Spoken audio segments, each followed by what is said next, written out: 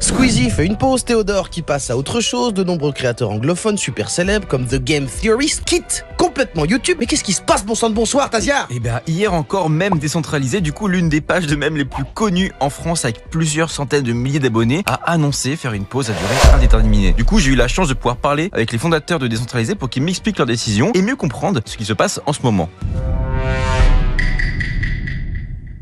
Bon, Mème décentralisé, c'est une page de mèmes, c'est-à-dire qu'ils publient du contenu comique, mais ils sont spécialisés sur une thématique, les mèmes sur la vie en région pour représenter la France sans Paris au travers de l'humour. Elle avait conquis l'internet francophone avec plus de 400 000 followers sur Insta. Et jusqu'à hier, elle n'était gérée que par ses deux jeunes fondateurs, André et Gab, un projet d'ampleur avec une toute petite équipe avec qui du coup j'ai pu échanger pour comprendre ce qui avait poussé des personnes au top de la création sur internet à tout arrêter. Et forcément, j'ai commencé par leur demander si c'était pour des questions financières. Je pense qu'aujourd'hui, le Décentralisé nous a rapporté plus de 100 000 euros. Mais 100 000 euros dans le sens où, par exemple, je fais de la com pour des baraques mon meuble et j'ai eu cet emploi uniquement parce que on avait déjà une Décentralisé qui était un peu une sorte de CV. Après, avec les t-shirts, je sais plus les chiffres, mais on avait quand même fait pas mal de plus de 3 000 en 2 ans ou 3 ans. Donc, ça fait quand même des sous. Puis les sponsors, je pense qu'il y en a pour 30 000 euros en 3 ans. Et que derrière, il faut payer l'URSSAF et machin. Donc, en vrai, ça va. Mais à deux, ça aurait pas été viable. Je pense qu'on aurait fait les choses différemment et ça pourrait être le compte le plus rentable du monde.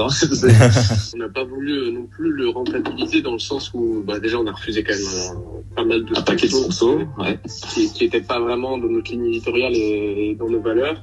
On comprend, ils roulaient pas sur l'or, mais c'était pas vraiment ça le cœur du projet, puisqu'ils auraient pu gagner bien plus s'ils le souhaitaient. En fait, il y a eu un vrai refus de se conformer à ce que l'industrie attendait d'eux, et j'ai essayé de comprendre pourquoi. On n'a jamais voulu, en fait, on était conscient des changements qu'il y avait sur les réseaux sociaux, le fait que ce soit de plus en plus des reels, qu'on doit montrer sa tête en story, un peu humaniser le compte, mais en fait, on n'a jamais vraiment réussi à le faire parce que c'était pas notre volonté. Plus baser notre compte sur le contenu plutôt que sur nos personnes. Pour une marque, c'est sûrement moins intéressant. Nous, personnellement, on fait des mêmes photos. On n'a pas envie de se plier aux stratégies commerciales du moment de tel ou tel réseau social. Je ne sais pas si on vieillit et si c'est notre façon dont on a l'habitude de consommer le contenu et plus au bout du jour, ou si c'est la façon dont les plateformes incitent à consommer le contenu qui fait qu'on n'est plus d'accord. Mais oui, ça dégoûte. Je trouve qu'on perd un côté communautaire complètement.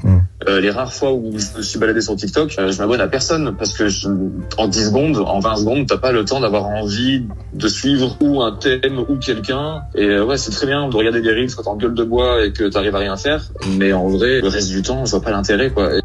Et oui, à la façon dont les réseaux évoluent ont un impact profond sur les créateurs de contenu et leur communauté. Et en parlant de leur communauté, je me demandais si, comme d'autres créateurs, ils avaient un peu subi également cette pression de la part de leurs fans dont beaucoup de créateurs parlent aujourd'hui pour parler un peu des pressions qu'ils peuvent subir, quoi.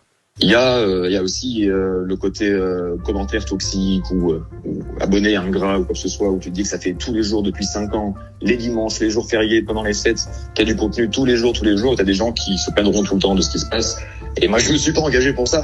Non, c'est en toute avis personnel, mais ça commence à me faire chier de voir plus de droitards que de gauchos en commentaire, des mecs qui ont 18 ans et qui vont parler des cheminots de 50 ans, les traitants d'assister ou quoi que ce soit. Et ça commence à peiner un peu de me dire que j'ai un compte qui représente la France, et la France actuellement, comme elle est, j'ai plus trop envie d'être identifié aux chasseurs, à la ruralité, aux gens qui votent RN, parce que ici c'est pas la ville, monsieur. Notre compte était parfois vu aussi comme un espèce de vitrine pour des idées nauséabondes qu'on n'a pas du tout envie de véhiculer. Aimer la France et notre pays sans être des racistes décomplexés. Ouais.